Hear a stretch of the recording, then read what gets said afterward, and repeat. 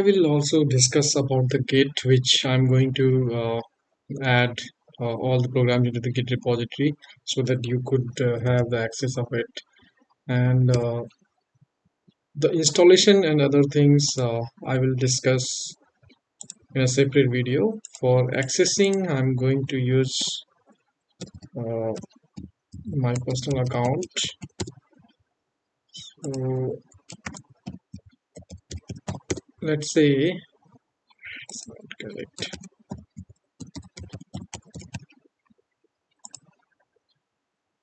Yeah. So let's say I have a new repo that I need to create. Let's say this is the repo, which is Java SE collection. Let me copy the same name. So I will just copy the same name and I will create the repo with the same name.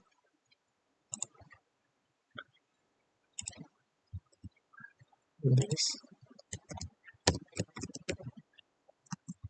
for Java collection examples. I'm making it public and I'm creating the repository.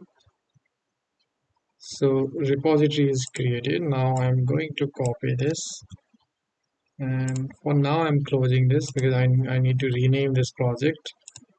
uh, so I'm going here, so in a Java programming Java SE collection I just need to rename it so that I could create another package with the same I mean the folder name with the same name. So I'm opening the terminal.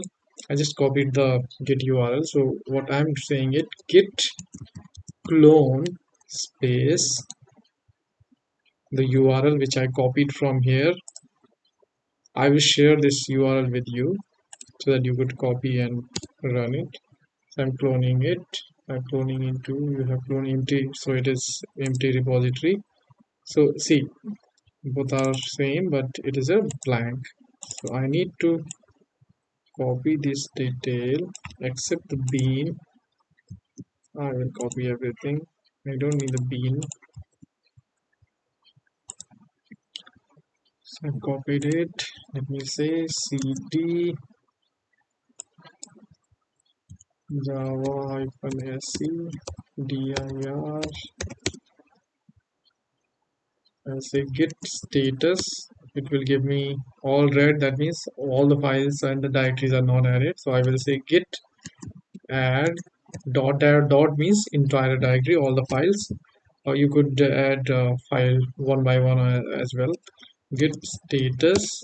So it is showing all in green. Git commit -m for adding the commit. This is the first commit has vector and vector array list and linked list examples. It is committed. I'm going to push it. Git push. So it is pushed. So if I will go there, you could see the files there. So from here you could either download it as a zip, or you could use the git link for the checkout. So to check out, you simply need to run git clone uh, the URL which I'm going to share. So you could use all these commands. I will just simply add all these commands in the uh, in your example video session as well. So now that is done. So now I need to delete this. No, I don't need this. I will simply start my Eclipse or STS. This is the wrong STS. It's correct. Java programming.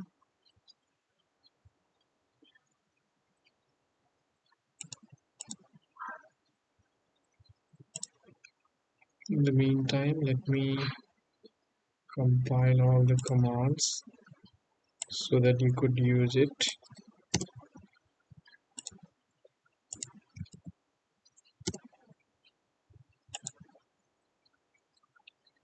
Then to this, there is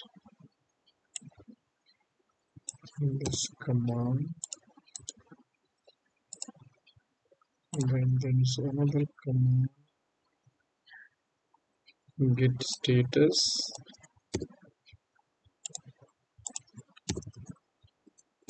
Then there is another command, git add. Then another command, git status, so that you could check how is it working. Then the command git commit.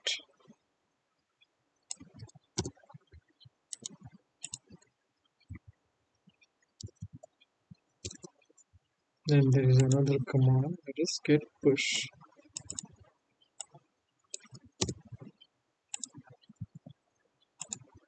So all these are commands that I'm going to include in the description. So another collection that we need to discuss is the linked list. So it is similar to the array list, and it is, it implements the list and the DQ interfaces. But internally, it uses the doubly linked list data structure. So if you will explore the the basic data structure from the uh, the DSA for linked list, you will find what is doubly linked list. Here I'm not going to discuss that because that is almost different topics. So it is similar to array list. Supports duplicate, or it allows the duplicate elements into the collection, and it also maintain the insertion order. So we can add the null values also. It is not synchronized. That means it is not thread safe, similar to the array list. And the thing is, it does not support the random access interface unlike the array list. So oh, we can access the element in a sequential order. Otherwise, it is not possible. So the benefit of a linked list is like, uh, whenever you search it, it will search from the beginning, and it will search wherever it is available. We can use the list iterator to iterate it. From Java 8, there is update, and we could convert the linked list into the stream. And from Java 9 also, there is some update, and we could create the immutable linked list. So these are the benefits of having linked list. So there are use cases that where we should use the linked list. Uh, in some cases it is good, in some cases it is not good. So whenever there is a case like, if there is frequent addition or the removal of the element, then linked list is the best instead of using the array list. But let's say there is a case where retrieval is needed, then linked list is the worst case. So we should not use the linked list for if there is a frequent search or the frequent retrieval.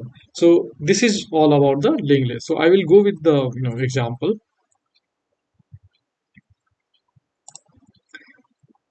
So we could simply add the records into the linked list. So even here we don't need to use the generic. So I'm simply in even in the array list we don't need the generic. It will simply add as a object all the values. See, we could add the string and the numeric value as well if we are not adding any generic. So we could simply add it. If I will run it on the server, I need to run it as a Java standalone. Sorry, right click, run Java application. So you could see there are 4 elements and there are 4 values. Similarly, I could also mention the generic. Let's say I'm adding it as a string, and I could simply add those values. So the same names, could not find those names. Okay,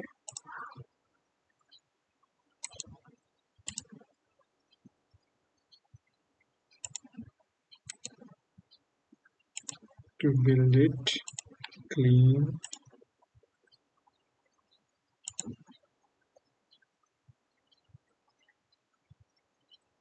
will automatically,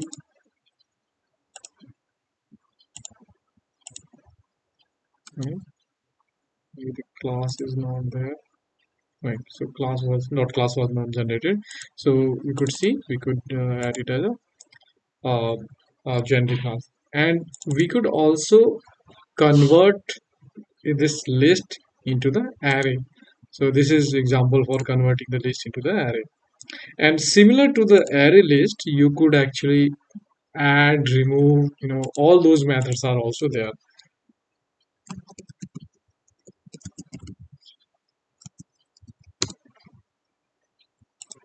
right? So there is not much difference from uh, the activities that we could do on a list, array list. So it is similar, right? So all these methods, which poll, all these are for the DQ, which is there in the linked list. If you see in the collection, this is for the ArrayDeque, right? That I will give you example in the next session.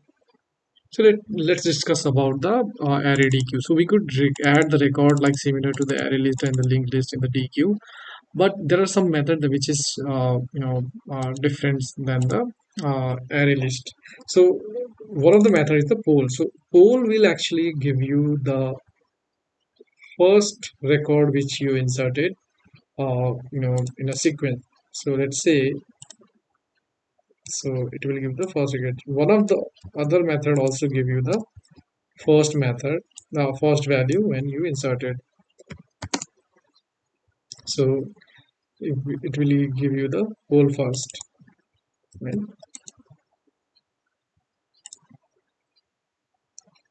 Right. So it is giving the John, because you already polled this DQ. That means this John record is already fetched from that list or the DQ, array DQ.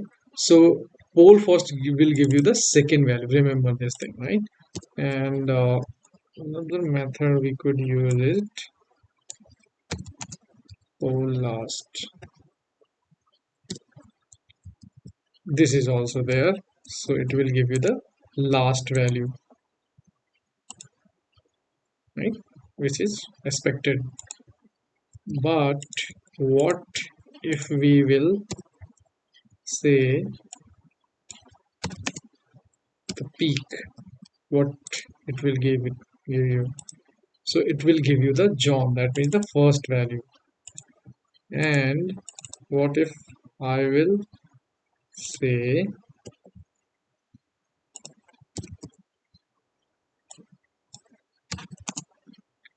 the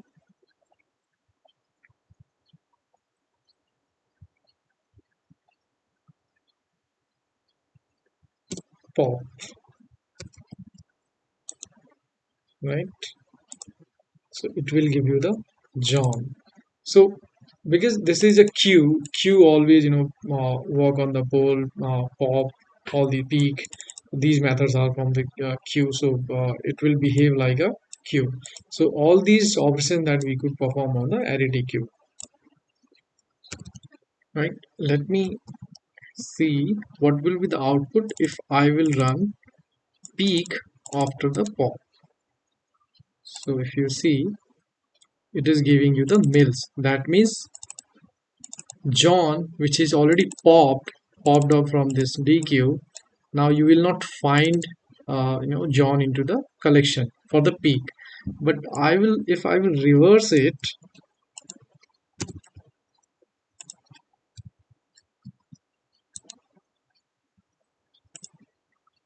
see, it is giving the John at 2 times, because peak only check whether it will just peak into the collection that what value it has, but it will not remove it from the collection. But your poll and pop will remove it, right? Let's see if I will run. poll first, what will happen?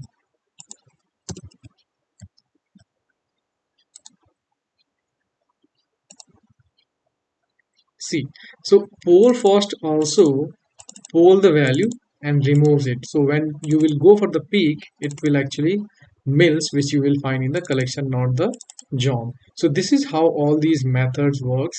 And in the cases like if you need to require implement this kind of methods, then you could utilize in your uh, the business logic.